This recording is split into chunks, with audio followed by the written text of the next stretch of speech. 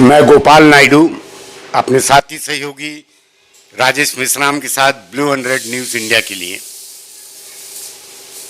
जय भीम जोहार। एक बहुत बड़ी समस्या हमारे देश में खड़ी हुई है अभी, जिसके बारे में बहुत ज्यादा चर्चा नहीं हो रही है। इस चुनाव में वो बातें दब जा रही हैं और जिसको दबाया जा रहा है, और जो 24 का चुनाव हो रहा है उसके बाद के जो खतरे हैं उसके पहले ही ये खतरा कहते हैं ना खड़ा हो गया है, जिसको अप्रूव कर दिए हैं ये लोगों ने। वो है वो खतरा क्या है? जर्नलिस्ट कलेक्टिव जो देश में है, जिन्होंने कहते बॉन्ड के ऊपर में काम किया, निकाला खोज के, बाद में आना कहते विश्व के पटल पे जो घपले हुए थे शेयर मार्केटिंग के, शेल मार्केटिंग के, जिसमें अमिताभ बच्चन से लेके अडानी से लेके तमाम लोगों का नाम था। इतने बड़े बड़े स्कैंडल निकाले थे जिसमें देश के बड़े बड़े अखबारों के पत्रकार एक साथ एक समूह बना के काम करते हैं। उन्होंने अभी रिसेंटली एक फाइंडिंग निकाली कि 1961 में डिफेंस मिनिस्टर मेनन ने देश में सैनिक स्कूल खोले थे, जिस सैनिक स्कूल को चलाने के लिए कहते सरकार पूरा योगदान देती थी और सरकारी स्तर पर चलती थी। लेकिन आज हम देख रहे हैं कि सेना में भर्ती के लिए 3 साल 2 साल का योजना लेके आ गए। जब ये योजना लेके आए थे तब किसी ने ये कल्पना उस वक्त में नहीं की थी कि ये सैनिक स्कूल जो है इसको प्राइवेट किया जाएगा।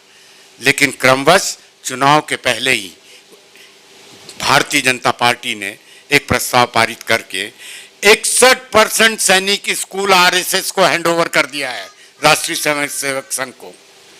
तो आप इससे कल्पना कर सकते हैं कि इस देश का भविष्य क्या होगा अगर ये सब प्राइवेट में जाएगा। तो प्राइवेट में है ना, डिफेंस जब जाएगा तो उसके कई खामियां भी हमको नजर आएगी। जब सरकारी क्षेत्र में है तब कई ऐसे है ना कहते जासूस निकलते हैं और जो है ना कहते पाकिस्तान, चाइना, अमेरिका इसको है ना अपनी खुफिया रिपोर्ट देते रहते हैं। लेकिन एक अजीब बात है, नागपुर के एक कहते व्यक्ति पकड़ा गया था जिसने डिफेंस की बहुत बड़ी स्मगलिंग करके पाकिस्तान को दिया था। जब पाकिस्तान को दिया तो वो केस को है ना कहते हैं ना कुछ दिन चर्चा हुई और है ना बाद में दबा दिया गया। वो इसलिए कि वो आरएसएस का आदमी था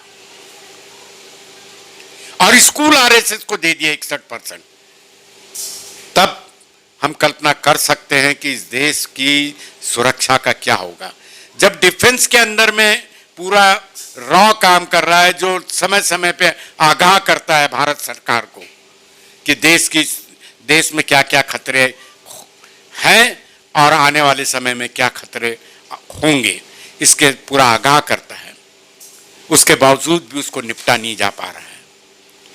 लेह लद्दाख जहां पर 3-4 महीने से चलते आंदोलन पे लोग बैठे हुए हैं, वांगचुक लगातार आंदोलन कर रहे हैं और वांगचुक कोई छोटे आदमी नहीं है। वांगचुक इस देश के बहुत बड़े पर्यावरणवादी और वैज्ञानिक के रूप में जाने जाते हैं, जो जानते हैं कि पूरा जो हिमालय का टेरेन है, पूरा लेह लद्दाख और ये सब वो कैसे है ना कहते हैं ना खंडित किया जा रहा है और उसको प्राइवेट में देने की साजिश रची जा रही है। और उसका क्या असर होगा पर्यावरण पे, उसको लेके वो लगातार आंदोलन कर रहे हैं।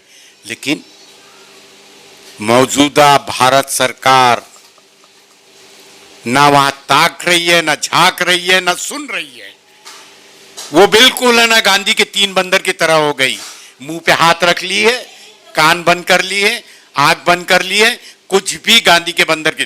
लेकिन गांधी जी ने जो 3 बंदर बोला था वो बुरा मत देखो के सवाल पे बोला था, बुरा मत बोलो के सवाल पे बोला था, बुरा मत सुनो के सवाल पे था। लेकिन ये तो सच्चाई है।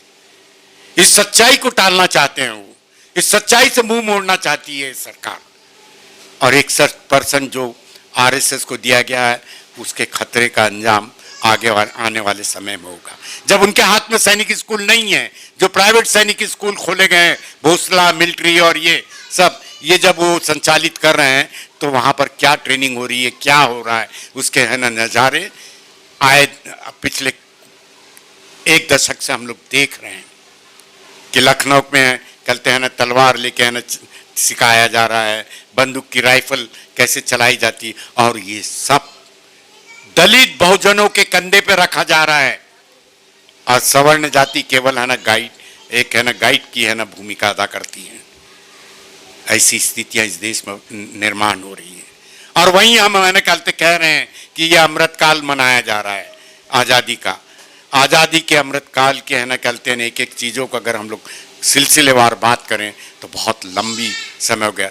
आने वाले एपिसोड में और इस तरह के गंभीर विषयों पे बात की जाएगी। फिलहाल इन्हीं शब्दों के साथ, इन्हीं जो प्राइवेट को दिए जा रहे हैं मिलिट्री स्कूल 61% आरएसएस को, बचे कुछ अंबानी अडानी को दे दिया जाएगा। जैसे एक अंबानी को तो राफेल का दे ही दिया गया था मैन्युफैक्चरिंग का, जिसको कोई अनुभव नहीं है डिफेंस का। पूरे देश की सुरक्षा के साथ में खतरा किया जा रहा है। दिख रही है ना हालत। कह रहे हैं वांचुक, कह रहे हैं कि कितने अंदर कहते चीन की है ना सेना घुसी हुई है और कॉलोनीज बना ली है, और ये झूठ पे झूठ बोले जा रहे हैं। देश के साथ है ना, देश के साथ एक तरह से गद्दारी है।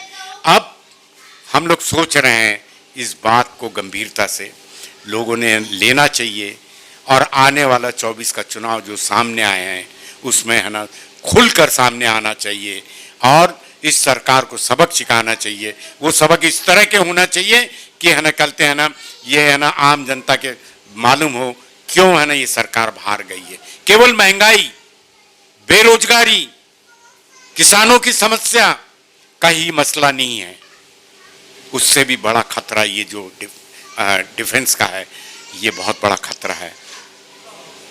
जोहार, जय भीम, शुक्रिया। नमस्कार दोस्तों, हमारे न्यूज चैनल न्यूज इंडिया को लाइक कीजिए, शेयर कीजिए, अनसब्सक्राइब कीजिए। हम मिलेंगे फिर। धन्यवाद।